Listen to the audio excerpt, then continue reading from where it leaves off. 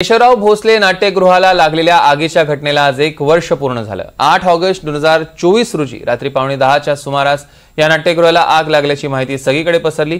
या घटनेमध्ये नाट्यगृहाचा बहुतांश भाग जळला। नाट्यगृह आणि खासबाग मैदानाचं व्यासपीठ आगीच्या भक्ष्यस्थानी सापडलेलं। विशेष म्हणजे केशवराव भोसलेंच्या जयंतीच्या पूर्वसंध्येला घडलेल्या भीषण दुर्घटनेमुळे रसिका आणि कलाकारांमध्ये दुःखाचं सावट पसरलेलं। या घटनेमुळे कोल्हापुरातच नाही तर संपूर्ण राज्यभरात भावनिक वातावरण तयार झालंय। याचाच आढावा घेतला आमचे प्रतिनिधी विशाल पुजारी यांनी। केशवराव भोसले नाट्यगृहाचा हा पहिला व्ह्यू आहे, जो पहिला ज्यावेळेस या ठिकाणी एखादा कला रसिक असेल, एखादा प्रेक्षक असेल येत असतो त्यावेळी दिसणारी ही पहिली बाजू आहे, ज्यावर लिहिलेलं आहे केशवराव भोसले नाट्यगृह कोल्हापूर महापालिका अंतर्गत।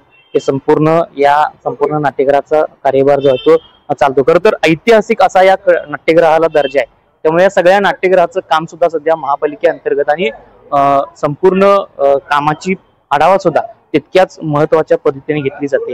या सगळ्या नाट्यगृहाचा आपण पुढे जाऊन आढावा देखील घेतोय। ज्यावेळेस नाट्यगृह जळालं तेव्हा या नाट्यगृहाच्या इमारतीला आग लागली, त्यावेळेस सगळ्यात मोठी आग जी आहे ती या सगळ्या भागाला पाहायला मिळाली होती आणि त्याच भागाचं काम जे आहे ते सध्या सुरू आहे। त्या ठिकाणी काही विटा असतील, दगड असतील, या वाळू असेल ते या ठिकाणी पडलेल्या सळी या बांधकामासाठी लागणार ते सध्या पडलेलं आहे। लोखंडाचं जे साहित्य आहे ते सध्याच्या या पुनर्बांधणीच्या कामामध्ये वापरण्यात येत असल्याचं सध्या पाहायला मिळते। खरं तर ज्यावेळेस ती आग लागली त्याच वेळेस या सगळ्या परिसरामध्ये अग्निशमन दलाची वाहनं जी आहेत ती थांबवण्यात आलेली होती आणि त्याच्यानंतर आता हा भाग जो आहे तो आता पुनर्बांधणीचं काम जे आहे ते सध्या सुरू आहे। याच्या आपण सध्या जो दृश्य पाहतोय ती आहे ती या नाट्यगृहाच्या छताची, जी छत या ठिकाणी संपूर्ण छताला आग लागल्याचं दृश्य जे आहे ती पाहायला मिळाली होती।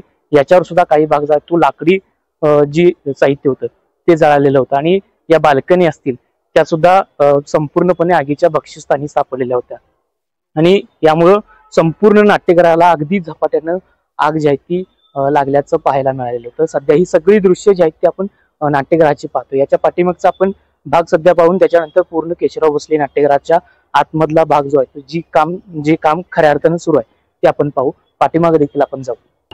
केशवराव भोसले नाट्यगृहाचा आणखी एक सगळ्यात जास्त महत्वाचा भाग जो होता तो म्हणजे हे व्यासपीठ, ज्या ठिकाणी खासबाग मैदानामध्ये कुस्त्या भरायच्या त्या ठिकाणी एक व्यासपीठ होतं, ते सुद्धा या सगळ्या आगीच्या भक्ष्यस्थानी सापडलेलं होतं आणि त्यामुळे या सगळ्या या ठिकाणी जे व्यासपीठ होतं त्या व्यासपीठावर जे पत्रे असतील ते पडलेले होते।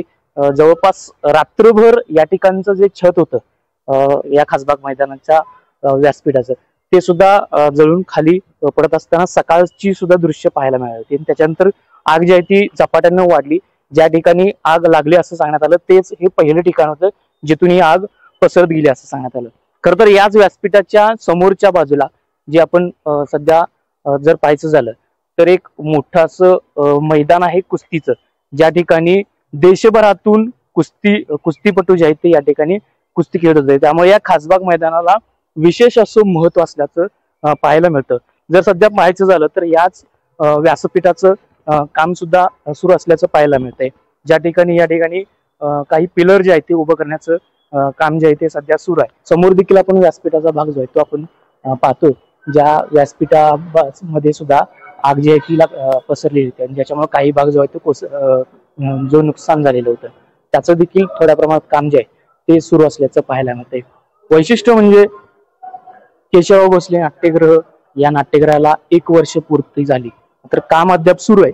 हे काम झपाट्यानं सुरू करावं, वेगानं हे काम पूर्ण व्हावं अशा इच्छा कला रसिकांमधून होत आहेत। मात्र जवळपास 3 टप्प्यांचं काम जे आहे ते आहे आणि जवळपास 2 टप्पे या कामाचं काम जे आहे ते संपलेलं असं सांगण्यात येतं।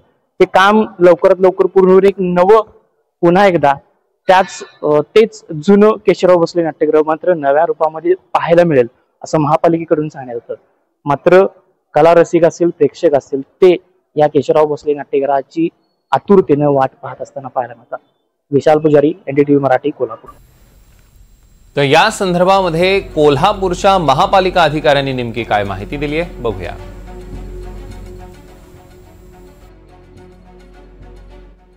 सद्यस्थितीमध्ये महानगरपालिकेला जे शासनाच्या मूलभूत सेवा सुविधा योजनेतून जे निधी उपलब्ध झालेला आहे 25.10 कोटी, त्यामध्ये प्रथम 2 टप्प्याचं काम आता सद्यस्थितीत तातडीनं आणि वेगानं सुरू आहे।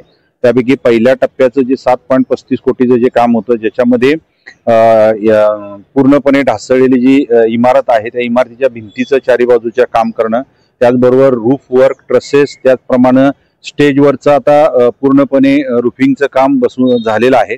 आता जवळ रुफिंगचं काम 80% पूर्ण झालेलं आहे। त्याचबरोबर गॅलरीचे गर्डर्स वगैरे ते पण झालेले आहे। त्याच बाजूला बरोबर दोन्ही बाजूला नाट्यगृहाच्या लीन टू रूफ जे रूफ आहे त्याचंही काम आता वेगानं सुरू आहे।